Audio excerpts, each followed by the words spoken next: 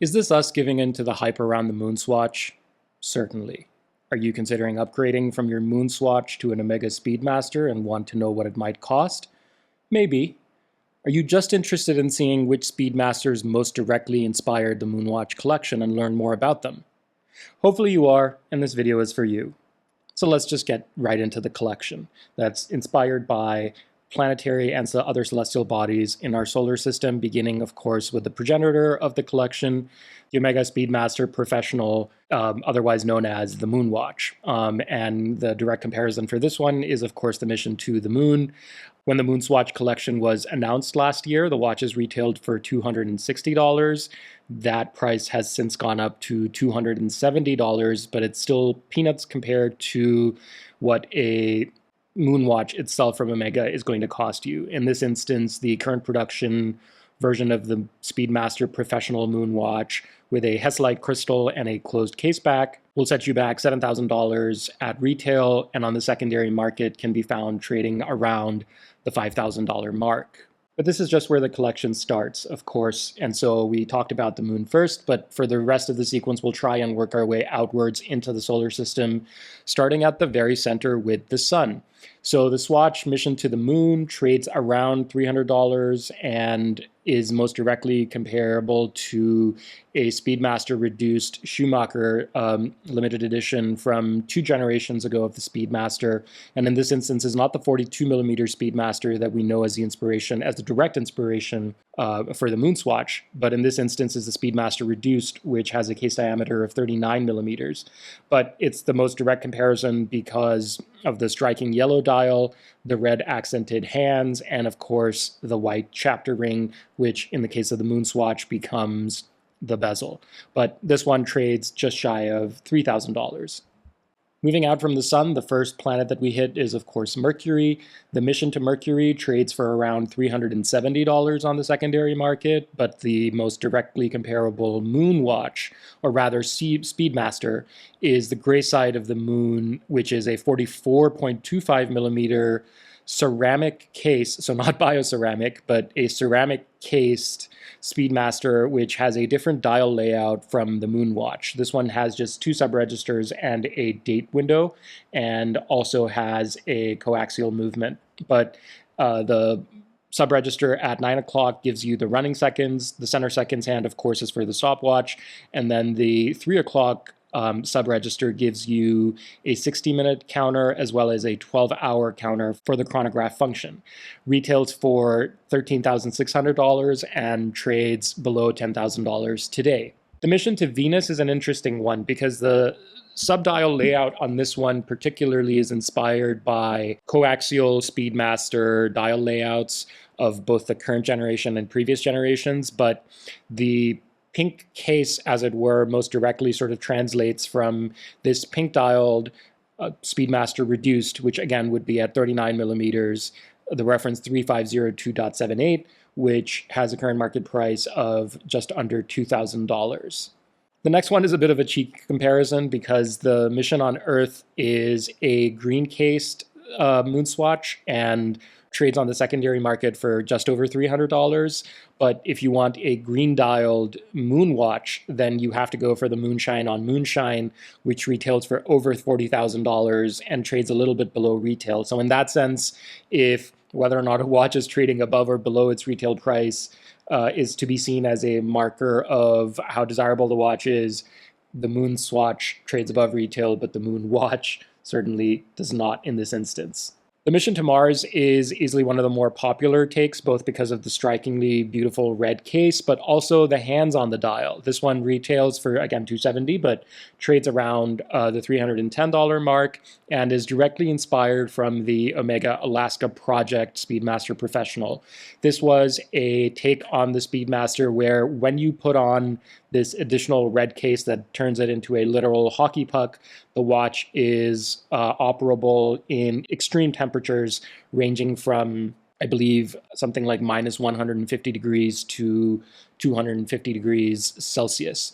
And so this is a discontinued reference, but trades today on the market for over $20,000.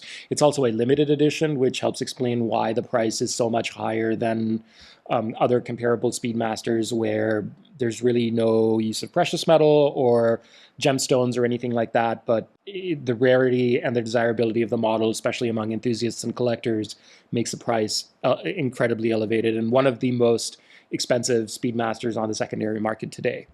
The mission to Jupiter is the first of two what you would call brown or beige-ish moon swatches. This one has an orange seconds hand that Swatch says is directly inspired from the Ultraman Speedmaster professional reference, which was a limited edition from a few years ago, which itself was a reissue of another limited edition from the past that also features a very striking orange seconds hand for the central chronograph seconds, and trades today around $13,000. This was also, like I said, a limited edition, so it's not in production anymore. It's sold out, and if you wanted to get your hands on one, you would have to go onto the secondary market to find one. The second brown watch, of course, is the Mission to Saturn. This trades at $340 and is much more directly comparable to what I was surprised to find is a standard Speedmaster Professional on a strap, but with a brown dial. This one also is no longer in production, but trades for about the same as a current production Moonwatch on the secondary market. The other nice thing to sort of observe through this comparison exercise is that even though the moonSwatch collection has received accolades for essentially, producing a colorful or fun range of quote-unquote moon watches, and this one trades, the Mission to Uranus trades around $320. It's not the case that you can't find those sorts of colorful takes on the Speedmaster within the Omega catalog either.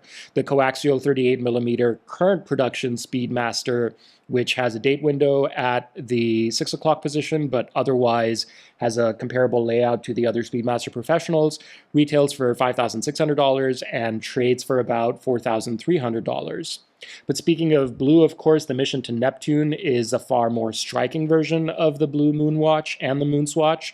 The blue moonSwatch, the Mission to Neptune, is still trading above $800 on the secondary market. It's the last one of the moonSwatch, original 11 moonSwatch model collection that still trades at such a multiple of its retail price. Most of the others seem to be settling below the $400 mark, but this one still has quite an elevated price on the secondary market. But if you want the same sort of blue ceramic look, then you can get blue ceramic from Omega as well in the blue side of the moon. This is a current production Speedmaster which has a Moonphase Complication at 6 o'clock, a 60-minute counter, and then a 12-hour counter at the 3 o'clock marker, and then running seconds as well as a date indication at 9 o'clock. The case is 44mm, again, like the gray side of the moon. Retails for $13,900 and trades just below $10,000 on the secondary market. And then last but certainly not least, the Mission to Pluto with red accents, which also trades for about $320, is most directly comparable, in my eyes certainly, to the Speedmaster 57 Heritage from the current production lineup, again with this beautiful, striking, deep, rich red dial, which, like the other two register Speedmasters that we've seen in this collection so far, have a date window at 6, running seconds at 9 o'clock, and then a 60-minute and a 12-hour counter at the 3 o'clock mark, and then of course central seconds for the chronograph function. So that was a pretty quick run through of the original moonSwatch collection. Of course, they've released others since then, but those are different only insofar as the second hand is concerned, and so I didn't consider it particularly interesting to cover those. But if you're interested in exploring these watches and certainly exploring their Omega counterparts and seeing what they might go for and whether or not you might be interested in getting one, definitely check them out on WatchCharts.com. All the numbers in this video come from WatchCharts, and if you're looking to browse listings from the biggest private sales marketplaces across the web, or see insights on whether you're getting a good deal or not, or you want to just manage your watch collection and track how its value changes over time, you can do all that and a lot more on WatchCharts.com, the world's most powerful watch market research platform. Thanks for watching, and we'll catch you in the next one.